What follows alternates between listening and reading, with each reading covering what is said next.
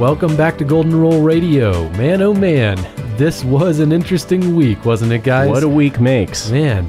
It is fun. I mean, we try to keep you updated just on not only the metals, but on all the markets related to the metals. And it seems like right now there is correlation between all of them. Yes. That equity market. I mean, if anybody didn't see that, I'll skip over that because everybody saw it. The Dow was down a historic number on Monday, following through the weekend from the Friday down day.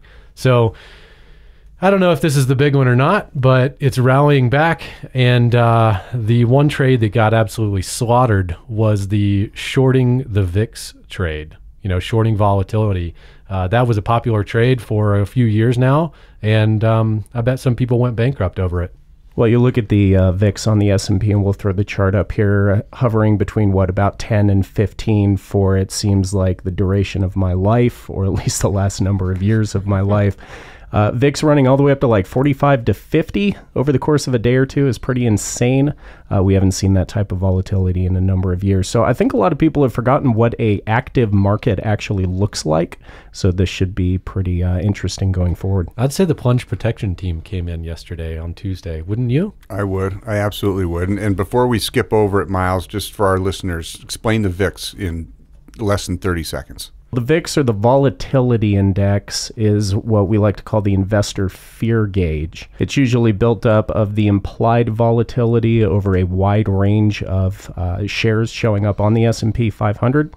So it's basically telling you how active buys and sells are back and forth in the market. Okay, so obviously this chart is showing, again, from a fear gauge standpoint, you're telling me that the investor fear has just skyrocketed. Well, I'm telling you, you're seeing a lot of back and forth. The reason the VIX has been so low is because nobody's been placing sell orders. It's just been buy orders for years.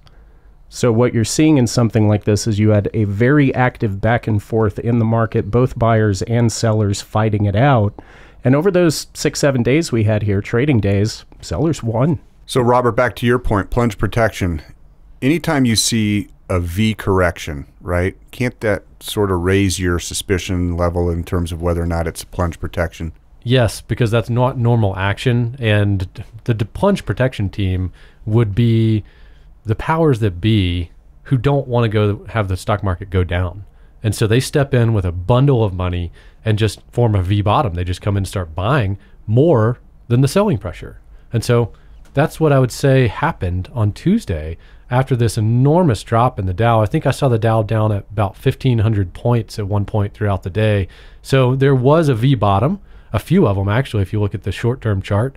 And that team consists of the Secretary of the Treasury, the Chairman of the Board of Directors of the Federal Reserve, the Chairman of the SEC, and the Chairman of the Commodities Futures Trading Commission. So that's who that is. Yeah. So some pretty low-level players. Yeah.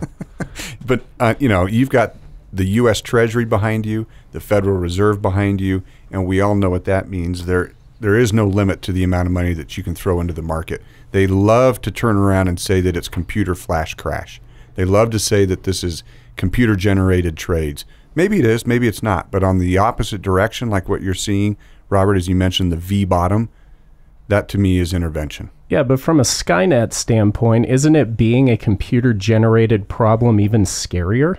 Yeah, it absolutely is. And if you want to put your portfolio into everything that is at the mercy of computers and puts and calls, then go for it.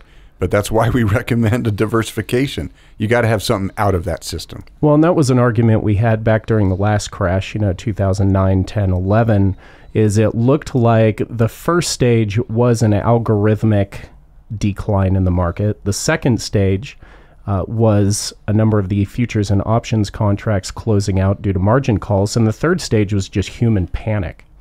By the time you get down 30, 40%, it's people that drag it down the last 10 or 20. But those first couple stages, a lot of that blame was attributed to basically computer programs. The algorithms at the beginning and then the margin calls on the futures and options contract to follow on that. You guys, I think the biggest favor that we can provide our listeners today is to explain why gold is down at the same time as the stock market. Don't you get a ton of calls? I think all too often there's this misconception that gold's automatically going to go up when the stock market declines. It is not a one-to-one direct hedge against the stock market. So with that being said, let's get into the gold charts and talk about what's going on technically and what the price action has been over the same week. Gold's down because the dollar's up. The dollar's rallying, the euro is falling. I think the euro officially actually turned bearish today. And so the euro is going to come further down, I believe, and dollar's going to rise. The dollar came into that 50% level from a long-term chart perspective from the bottom of 72 to 103. The midpoint level there was about 88, which is about where it stopped. And the dollar's rallying. It's above 90 today. And I think that's why gold's down. In a normal environment, you would think gold would have been up $100 on Monday or Tuesday because of that downward move in the stock market. Because if gold is that safe haven asset, then there would have been safe haven buying. Well, where did that safe haven buying go? Didn't it go into bonds? No. No, it didn't. Baby. It went directly into cash, right? So people are selling and liquidating, and the first thing you see is a dollar rally. And this happened in 2008 and 2009. Okay, keep in mind that gold initially dropped on the stock market decline. It took a few weeks, and then it reversed. It takes time for people to move from equities into cash, out of cash, into tangible safe haven assets. So stay patient. Is this the big one to Robert's question? Probably not. But boy, this should be a wake-up call to you to be prepared for what is coming and what you need to be doing ahead of time. It'll be too late. Well, and what a shocking surprise, too, since the technicals always line up with the fundamentals. A couple weeks ago, Robert brought up the long-term 50% line on the dollar. He just mentioned it here again. We just hit it. I followed that with the 618 fib correction on the dollar, which was lined up at the exact same point. Lo and behold, the dollar makes a technical turn that happens to just magically coincide with a fundamental drop in the Dow. Can't make this stuff up. No, but we also know that President Trump has come out, and we've said this on the show over and over again in the last 12 plus months. He wants a weaker dollar. Steve Mnuchin came out and said the president wants a weaker dollar. Clearly, they want a weaker dollar for the advantages it gains. So we're not surprised, right? Now, we shouldn't be surprised with the supposed trigger on the stock market decline being the wage reports that wages have climbed faster than expected and the inflation concerns. Okay, well, that's what we've been saying on here for 6 months, 12 months. We've been talking about 2017 being the year where you start to see this conversion from more of a deflationary pressure to an inflationary pressure, and it's just a matter of how fast. Now it becomes a wild horse that the Federal Reserve has to try to rein in. But it's better than deflation, which is just a dead horse. So let's turn our attention to gold. Miles, the gold chart, what are you seeing here? We're right around 1312, 1315 today. What do you think? Well, we're at our first little easy pullback fib level at around 1312. In fact, we bounced just below it. I've got a couple spots highlighted here on the chart, which are some previous price action moves where we had exceeded previous highs. So looking back at the comparison between gold, the dollar, gold, and the Dow, the Dow came down as much as 10.5% off the high at one point over the last week. The dollar came down along with it. We mentioned this a second ago. I mentioned a minute ago the idea of taking margin call, closeout positions in your futures and options contracts. You factor in the size of the futures and options market compared to how much gold actually exists in the world. It wouldn't be unheard of as the dollar is rebounding, because we just showed some technical and fundamental reasons why. As the Dow is continuing down, which I think is going to happen over the next week, we could see gold come down to that 1300 mark, which is about halfway up from where we started this run, or maybe all the way down to the 618 at 1285. But there is a correlation between gold and the dollar, and don't think that just because the Dow is going down now, that gold can't, at least for the very first part of a market move down, follow suit. And it doesn't have to follow suit with the dollar. Hear us on that as well. Just because the dollar's up doesn't mean gold goes down. There were a couple days that, in this fascinating week where the dollar did also decline and obviously gold declined and the stock market declined. When you see red across the board, that's human nature. Think about yourself. What are you doing when there's panic in the market? You're just getting out of everything, right? You're not positioning into anything. You're going to watch, wait, and see.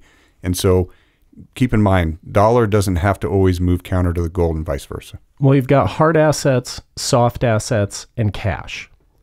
Two can go up, one can go down. Two can go down, one can go up. But the reality is it doesn't have to be a perfect correlation between one or the other. You've got stocks, bonds, mutual funds, things like that are soft assets. You've got hard assets like oil, land, gold, and you've got currencies. So as long as there's some correlation between those three, you can have something like we've had this past week where you've got two of those going down with the dollar coming up. That can reverse. Before we wrap this week's show, let's talk about silver, because the gold-silver ratio pushed into 80, which in the last few decades has been about where you stop, except for one other time in like 1992. It stops around 80, 82, 83. So that is a good opportunity to be getting into silver, especially in an IRA. We've been harping on that. The other thing for an IRA or outside of an IRA would be the platinum palladium correlation, because like Tori talked about last week, are we going to see parity at 1-to-1? And didn't we? We did. It hit this morning. So we asked that last week, is this the week that we'll see them match in price? And it actually happened this morning. So that's exciting. That happened, unfortunately, because palladium's down 13%. Platinum's only down 5%. So again, it's not always about the spot price. It's about the ratio. And we track the ratios very, very carefully. That's what advises you on what you should be investing in. Yeah, let's point out that happened on a downward move. I think that's what you're trying to emphasize, is that you had both the metals coming down and getting the ratio in the favorable direction of what we've been talking about. Yeah. Aren't you glad you're not in palladium and we moved you into platinum? That's right. You just have 8% less of a decline. So that should do it this week. Thank you for listening. And you can follow us on Twitter at ICA Gold. You can subscribe below this video. Hit the alarm bell to get notifications. As always, go to our website, McAlvanyICA.com. Thank you all for listening. Have a great week.